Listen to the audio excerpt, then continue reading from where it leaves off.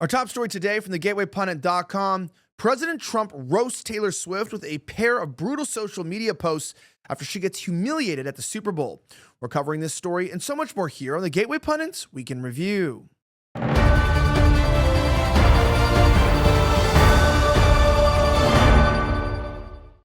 name is Elijah Schaffer, and this is the Week in Review, where we cover the top 5 stories of the last 24 hours. Our top story today, Colin Linebarger reports that President Trump roasts Taylor Swift with a pair of social media posts. Check this out. Well, it turns out that on Sunday night was an absolutely miserable night for Kansas City Chiefs fans as they watched their team get stomped by the Philadelphia Eagles in the Super Bowl by a score of 40-22, ending the Chiefs' quest for an unprecedented three-peat. But the person who may have had the worst night of all was leftist singer Taylor Swift, the girlfriend of Chiefs tight end Travis Kelce. And President Trump took notice after the game, giving her a much-deserved roasting in 2 separate posts on Truth Social. As the Gateway Pundit's Jordan Conradson reported that Swift was brutally booed by football fans after her face appeared on Caesars Superdome Jumbotron.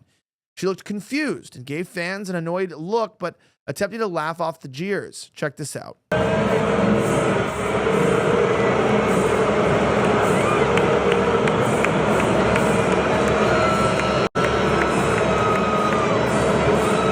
Yeah, well, you're not in Kansas anymore, Taylor. It's interesting that she's usually in stadiums that people are cheering for her, are excited to see her. But maybe just this once, she might realize that advocating for everything that makes our country terrible, including for Kamala Harris, is probably something that Americans would be bitter about. You don't just have 14-year-old girls running around living in La La Land, excited that you're flipping around on stage with your flat behind and your weird outfits, talking about your 27th boyfriend you slept with. Maybe, just maybe, we care about something much, much different, including the value set, which is what? Which is our values of Trump being there. Well, that being said, worse for Swift, Kelce recently cheered the president's attendance at the game. She also had to watch Trump get welcomed with an epic ovation.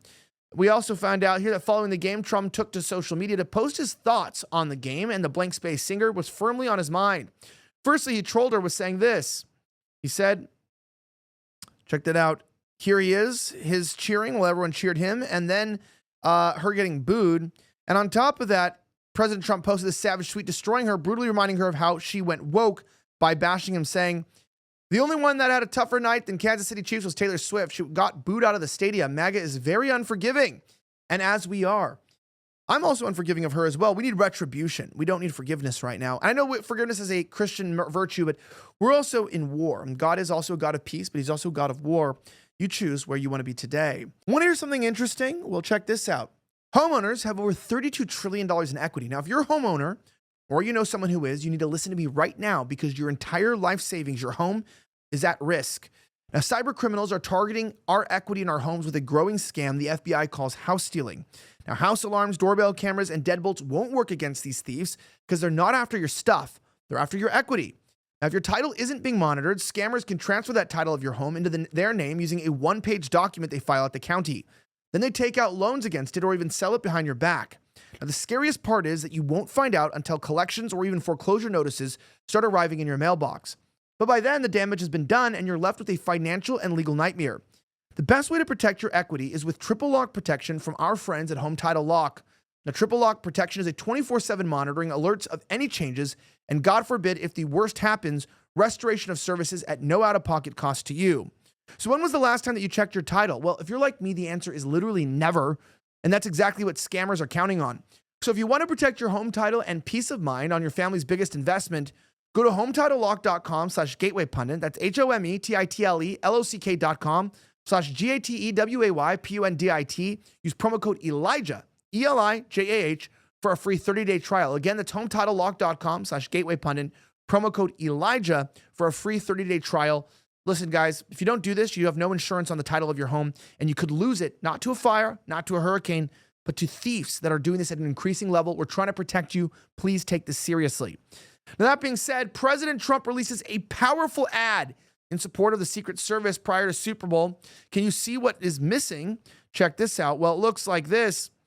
President Donald Trump released a powerful new ad on X Social and Truth Social in support of the U.S. Secret Service prior to the kickoff of the Super Bowl. The ad covers several significant moments in U.S. history, including the attempted assassination of Ronald Reagan in New York City and President Trump in Butler, Pennsylvania. We have the full video for you. Check this out. Here he is giving the ad, and I feel like so patriotic watching it. Tell me what your thoughts are. America was founded on an idea of freedom. America's always stepped forward in time of need throughout our short but powerful history. Ask not what your country can do for you. Ask what you can do for your country. Tear down this wall. We've been there for all of it. 150. The second plane hit the tower. Our heroes are humble. They have an inner pride to keep this idea alive.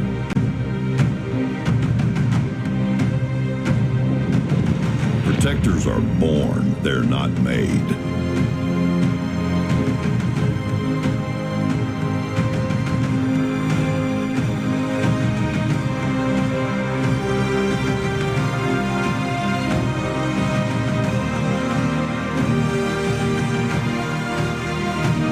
America's Secret Service protecting this Super Bowl is asking a few more to step forward. Yeah, well, let's hope we find people more qualified than whatever HSI agents were there during Butler, Pennsylvania. It's kind of interesting. I don't think I've ever really seen a Secret Service ad. Have you, Mike? I've never seen it in my life. We do feel like we are in a bit of a different country now. Things are definitely different than they were 4 years ago. I do feel like the future is bright, but of course, we got to keep ourselves on our tippy toes here, because in the end, we should never really trust the government fully. Even though I like Trump, you just never really know what they're going to, plan. And the Secret Service, our law enforcement, we respect them deeply, but I hope that they find better people to serve than maybe had been serving under the Biden administration. Now, that being said, Kendrick Lamar bombs out at Super Bowl halftime show, Christina Lila reports. Super Bowl is the worst game in history, or this one was. President Trump left the Caesars Superdome early as the Chiefs took a beating, and the halftime show was lackluster. Rapper Kendrick Lamar bombed out at the 2025 Super Bowl on Sunday evening. There was drama over whether Kendrick Lamar would perform his hit song, Not Like Us, amid a legal battle between Lamar and rapper Drake. It turned out as well that Kendrick Lamar ended up performing Not Like Us, but he didn't say the word pedophile, a lyric that is meant to be a diss at Drake. I want to perform their favorite song, but they love to sue, Lamar said. Kendrick Lamar performed Not Like Us, but he changed the lyrics. Check out the video from the performance. I didn't even know this guy even makes music. Watch. Mustard on a beat, bro, deep boat in the rap. He a freak though, man down, call like Ember Lambs, tell him breathe. Let them boys to the cross, they walk around like thieves. What's up with these Draconio, trying to see Compton. In the street can hate me, bump them all in their mama. How many options you really got? I mean, it's too many options. Been a crash on his body, I'm John Stockton. What?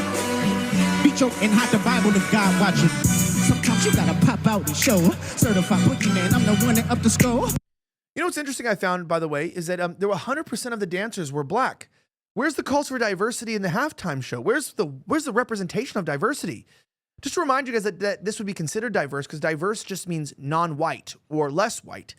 In fact, diversity just means anti-white policy. It's not about including other people or causing there to be some sort of an equal distribution.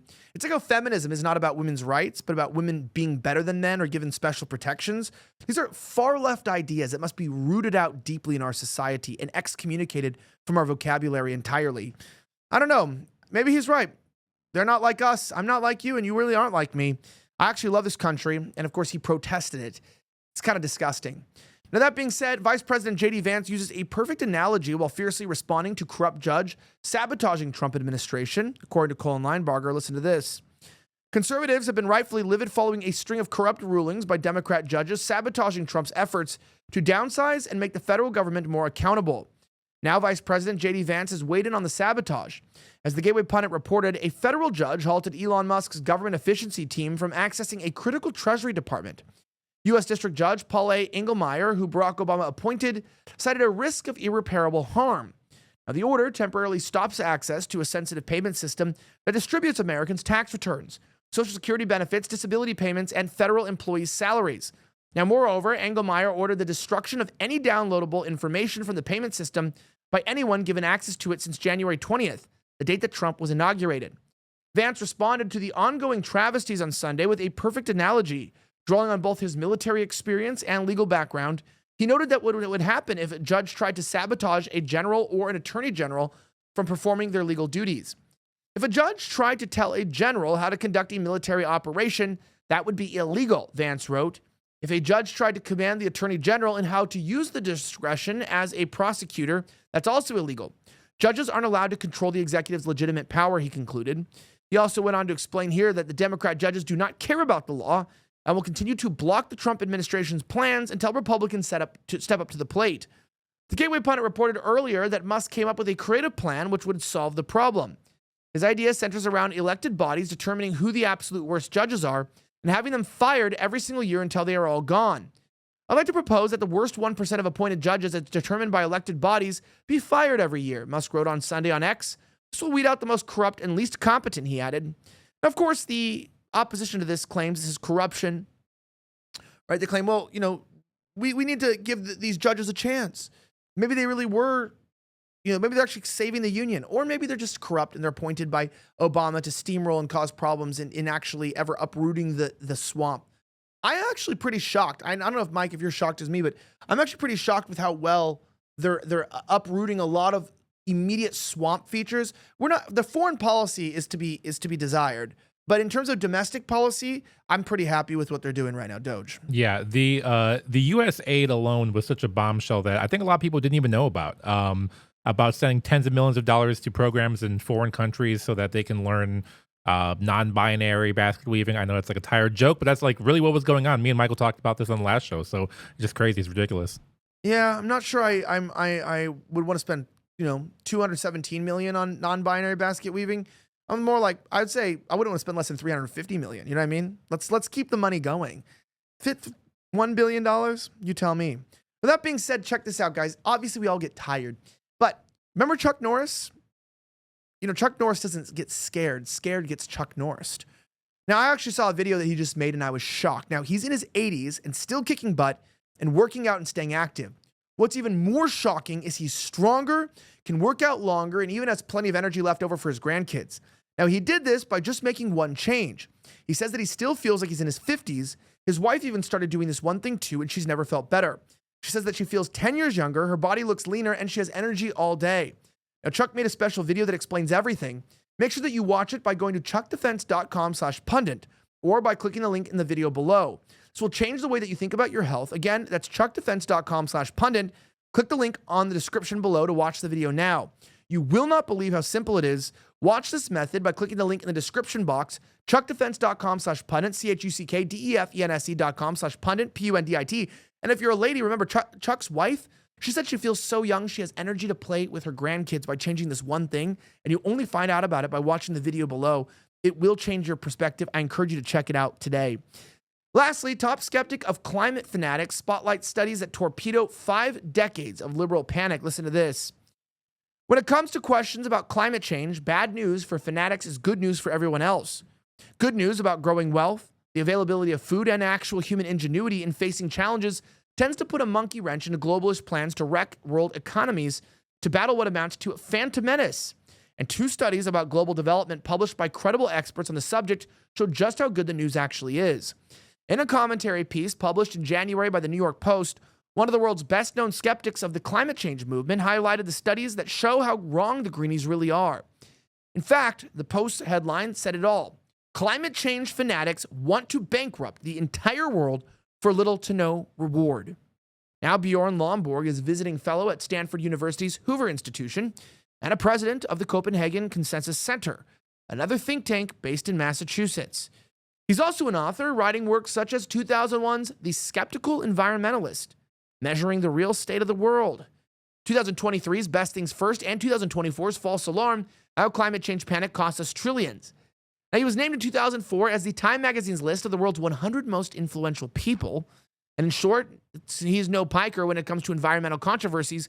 He's a thorn in the side of the climate change alarmists, whether they're youthful ignoramuses like Sweden's Greta Thunberg or non-genarian veterans of mass scores like biologist Paul Ehrlich, whose 1968 book, The Population Bomb, helped kick off liberal panic over the future of the planet. And the studies Lomborg spotlighted should make the climate change world very uneasy. To summarize, the studies found that technological advances and human ingenuity are more than capable of handling the challenges of a changing climate caused by human industry. Lomborg appears to accept the basic premise that humans are behind climate change He's just skeptical of the climate fanatics' ideas to combat it. Alarmist campaigners and credulous journalists fail to account for the simple fact that people are remarkably adaptable and tackle most climate problems at a low cost, he wrote. Take food. Climate companies or campaigners warn we'll starve, but research shows that instead of 51% increase in food availability by 2100, if there were no climate change, we are on a track for only a 49% increase.